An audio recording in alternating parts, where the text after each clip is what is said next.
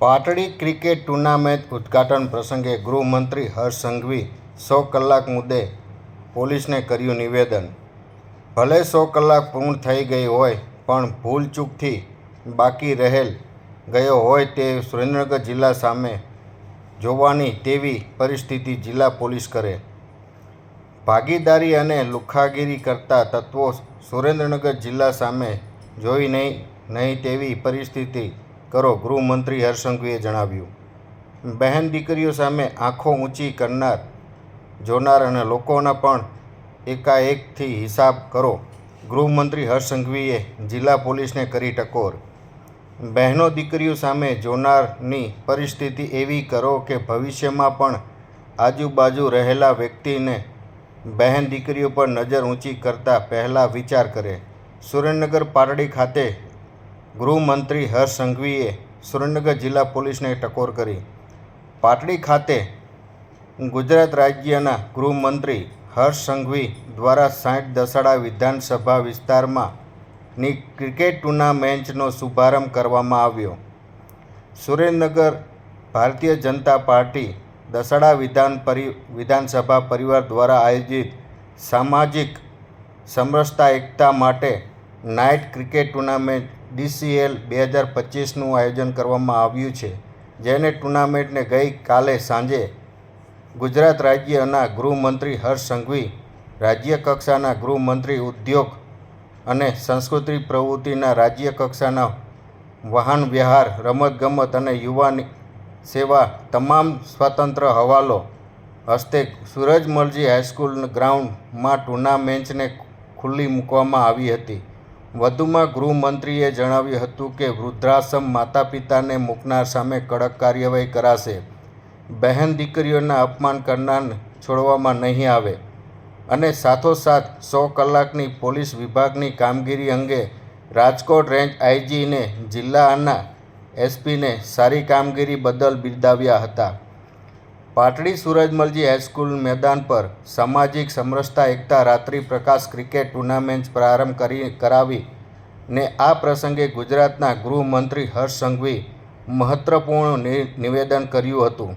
ગૃહમંત્રીએ જણાવ્યું હતું કે સુરેન્દ્રનગર જિલ્લામાં કોઈ પણ માતા પિતા વૃદ્ધાશ્રમ મૂકવા ન પડે તે માટે અભિયાન શરૂ કરવું જોઈએ।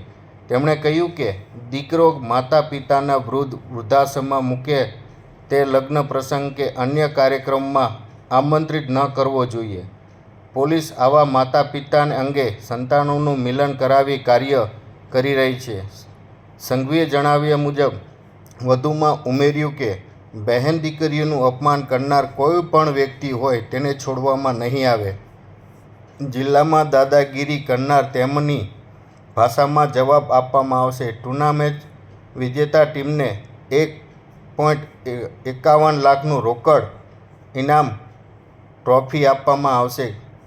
કાર્યક્રમમાં લખતર દસાડા ધારાસભ્ય PK પરમાર, જૂનાગઢ જિલ્લા ભાજપ પ્રભારી દિલીપભાઈ પટેલ, સુરેન્દ્રનગર જિલ્લા ભાજપ પ્રમુખ હિતેન્દ્રસિંહ ચૌહાણ, નાયબ મુખ્ય દંડક જગદીશભાઈ મકવાણા અને વિરમગામ ધારાસભ્ય હાર્દિકભાઈ પટેલ, પાટડી ઉદાસી આશ્રમના ભાવેશભાઈ બાપુ ઉપસ્થિત રહ્યા હતા અને રાજકોટ રેન્જ આઈજી અશોક યાદવ અને જિલ્લા પોલીસ વડા ડૉક્ટર ગિરીશ પંડ્યા સહિતની પોલીસ અધિકારીઓ તેમજ ભાજપના આગેવાનો, કાર્યકર્તાઓ તેમજ ગ્રામજનો મોટી સંખ્યામાં ઉપસ્થિત રહ્યા હતા અને ટોસ ઉડાડી પાટડી 11 અને ઢાંકી 11 સામસામે ટીમની રમત શરૂ કરવામાં આવી હતી, જેમાં પાટડી 11એ ટોસ જીતી બેટિંગની શરૂઆત કરી હતી। આ તકે લખતર દસાડા ધારાસભ્ય PK પરમાર,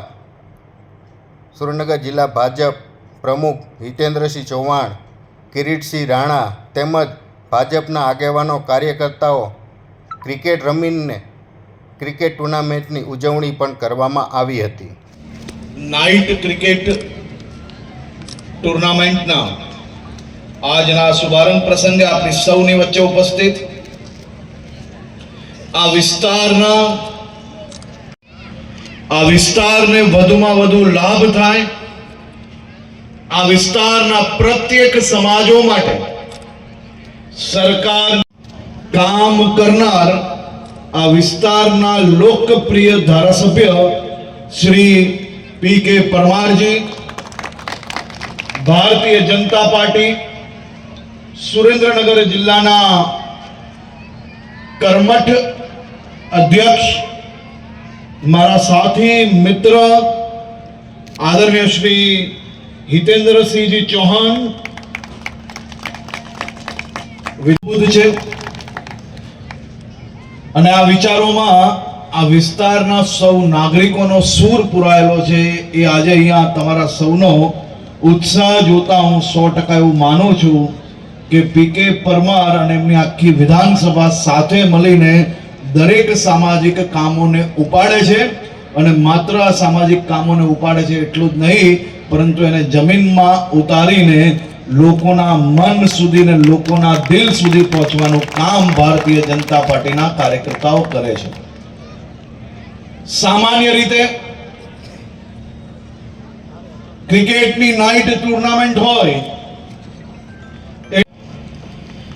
એ બધાના કે એક બેટ્સમેન પર બીજા બધા જ પ્લેયર એટલે 10 પ્લેયરોની જ્યારે નજર હોય અને એક જ બેટ્સમેન પર આખી ટીમની જીત નિર્ભર હોય, એ જ રીતે એક બોલર પર આખી ટીમની જીત નિર્ભર હોય છે, ત્યારે બધા જ લોકોનો વિશ્વાસ એ ટીમ સ્પિરિટ તરફ હોય છે. એ જ રીતે અહીંયા બેઠેલા સૌ ભારતીય જનતા પાર્ટીના કાર્યકર્તાઓ, આ વિસ્તારના સૌ સામાજિક આગેવાનો, આપણે ટીમ સ્પિરિટની ભાવનાથી આ વિસ્તારનો વધુમાં વધુ વિકાસ કરવાનો છે. અહીંયા બેઠેલા જિલ્લા અધ્યક્ષ હોય, ધારાસભ્ય હોય, જિલ્લા પંચાયતના સદસ્ય હોય કે પ્રમુખ હોય, આપણે બધા જ, પરંતુ એમના વિચારો જે પ્રકારે મહેનત કરતા હોય છે અને જે એમની સામાજિક સમજ છે એ અદ્ભુત છે. નાગરિકો એ ખૂબ હોશિયાર છે, ખૂબ ચતુર છે. એ વડીલોએ કોંગ્રેસનું શાસન બી જોયું હશે. સાહેબ, આજકાલમાં કોઈ ચૂંટણી નથી આવતી, કોઈ મત માંગવા નથી જવાનું, પરંતુ આ એક જ પાર્ટી એવી છે, ભારતીય જનતા પાર્ટી, જેના કાર્યકર્તાઓ, જેના ધારાસભ્યો, સાંસદ એ હંમેશા, ચાહે ગુજરાતના કોઈ બી ગામના હોય, વૃદ્ધાશ્રમ સુધી ના જવા જોઈએ એનો સંકલ્પ આપણે સૌએ સાથે મળીને લેવાનો. મિત્રો, જે માતા પિતા જે આખી જિંદગી પોતાના બાળકને મોટા કરવા માટે, એ બાળકને વધુમાં વધુ સફળતા મળે તે માટે એ માતા પિતા પોતાના ચપ્પલ ઘસી લેતા હોય છે, એના જીવનની બધી જ ખુશીઓ ત્યાગ કરી લેતા હોય છે. અને સુરેન્દ્રનગર જિલ્લાના એસપીને 100 કલાકના મિશનમાં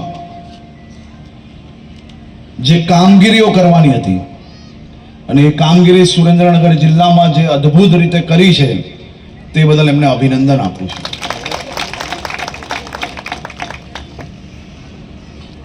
પરંતુ 100 કલાક પૂર્ણ થઈ ગયા પછી એવું નથી